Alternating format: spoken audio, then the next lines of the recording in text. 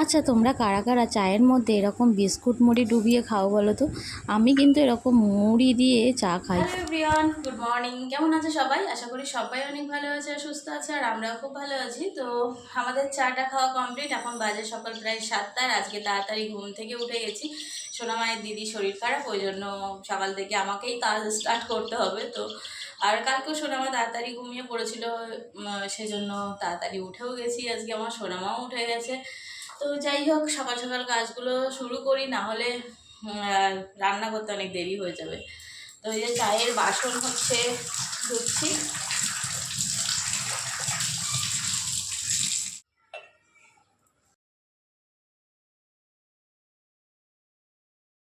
আজকের সকালের টিফিনে বরবটি আলু দিয়ে একটা তরকারি বানাবো টমেটো দিয়ে। বরবটিগুলো অনেক দিন ধরে ফ্রিজে রয়েছে, তাই তোমাদের দাদাভাই বললো বরবটিগুলো রান্নাই করে ফেলো। তো ওই জন্য সকালের টিফিনে বরবটি আলুর তরকারি আর রুটি। তো বরবটিগুলো আমি কেটে নিচ্ছি। আজকে মনটা ভীষণই খারাপ। মায়ের শরীরটা খারাপ হওয়ার পর থেকে না একদম কোনো কিছুই ভাল লাগছে না। এখন যেমন জ্বর হচ্ছে, আমরা ভেবেছিলাম সেই রকম হয়তো শুধু জ্বরই হয়েছে, কিন্তু কয়েকদিন জ্বর হওয়ার পরেও যখন কমছে না, তখন আমাদের টেনশন বেড়ে গেল। তাই কিছু টেস্ট করার পরে বুঝতে পারলাম যে মায়ের ভেতরে কিছু একটা ইনফেকশান হয়েছে।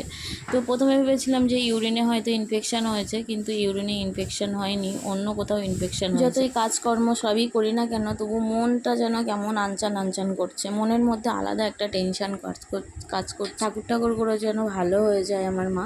তো এই দেখো, সকালের টিফিনের তরকারি আমি বসিয়ে দিয়েছি, আর ও ঘর থেকে একটু আলুর তরকারি দিয়েছিল, তাই তোমাদের দাদাভাইকে এইটা দিয়ে খেতে দিয়েছি আর কি। আর দুপুরবেলা তোমাদের দাদাভাই চিকেন এনেছিল। মায়ের একটুখানি এখন চিকেন খাওয়া দরকার, কারণ শরীরটা প্রচণ্ড পরিমাণে দুর্বল। তো তোমাদের দাদাভাই বললো যে একটুখানি চিকেন আনি। মা যদিও খেতে চায় না, মাছ মাংস ডিম কোনো কিছুই খেতে চায় না, জোর করেও খাওয়ানো যায় না। ওই একটু আধটু যা খাই তাতেই আর আমাদেরও হয়ে যাবে। তো ওই কারণে আর কি আনা। তো এই যে দেখো, আলু সিদ্ধ বসিয়ে দিয়েছি। আলুগুলো আমি সিদ্ধ করা হয়ে গেছে।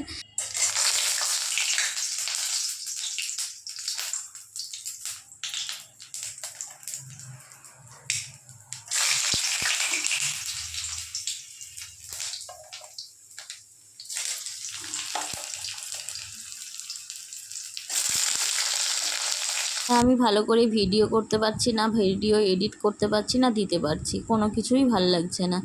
তো যতক্ষণ কাজকর্ম থাকে ততক্ষণ কাজকর্ম, তারপরে মায়ের সাথে বসে বসে একটুখানি গল্প করি, একটু মন ভালো থাকে আর কি। এবার তোমরা অনেকেই বলতে পারো, অনেকেই বলবে যে শাশুড়ির প্রতি দরদ উতলে উঠছে। ওরকম কোনো ব্যাপার না, আসলে আমাদের মধ্যে সেই রকম কোনো সম্পর্কই নেই, মানে মা মেয়ের মতন আর কি। তো মা আমাকে প্রচণ্ড ভালোবাসে, আর আমিও মাকে খুব ভালোবাসি। একটু আধটু থাকতে গেলে তো খুঁটিনাটি হয়েই থাকে, এটা আমার নিজের মায়ের সাথেও তো হয়।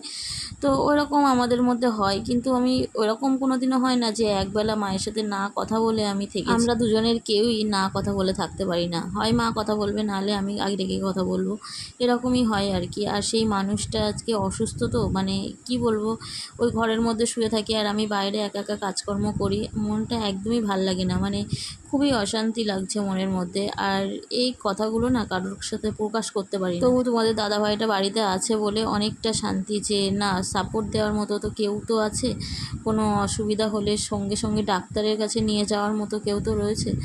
তো ওই জন্য আর কি। কিন্তু তোমাদের দাদাভাই কতদিন বা বাড়ি থাকবে, ওরও তো কাজের যেতে হবে, ছুটি শেষ হয়ে যাচ্ছে। তো যাই হোক, তোমরা সবাই প্রে করো যেন আমার মা তাড়াতাড়ি ভালো হয়ে যায়, সুস্থ হয়ে যায়। মন যদি ভালো থাকে না, যাই করো না কেন সেটাই ভালো লাগে। আর মন যদি খারাপ থাকে, যতই ভালো খাওয়ানো হোক আর ভালো জায়গায় থাকা হোক, কিছুই ভালো লাগে।